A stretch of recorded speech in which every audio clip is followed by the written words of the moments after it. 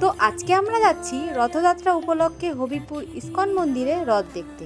পৌঁছে দেখি মন্দির থেকে রথ বেরিয়ে গেছে। আমি, মা আর বিপা রথের দড়ি ধরবো বলে একটু সামনের দিকে এগিয়ে গেলাম। এখানে ছিল প্রচুর ভিড়, আর কিছু ভক্তবিন্দুরা গানের তালে নাচ করতে করতে সামনের দিকে এগিয়ে চলেছে। নাচ দেখতে দেখতে আমরা রথের কাছে পৌঁছে গেলাম। এত ভিড় দেখে আমি তো অবাক, এবং জগন্নাথের কৃপায় আমরা রথের দড়ি ধরলাম।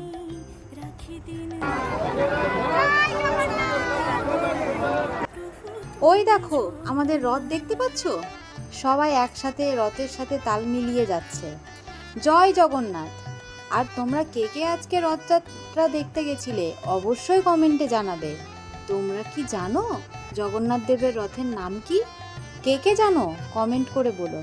জয় জগন্নাথ, জয় জগন্নাথ। জগন্নাথ দেবের কৃপায় সবাই সুস্থ থেকো, ভালো থেকো। টাটা।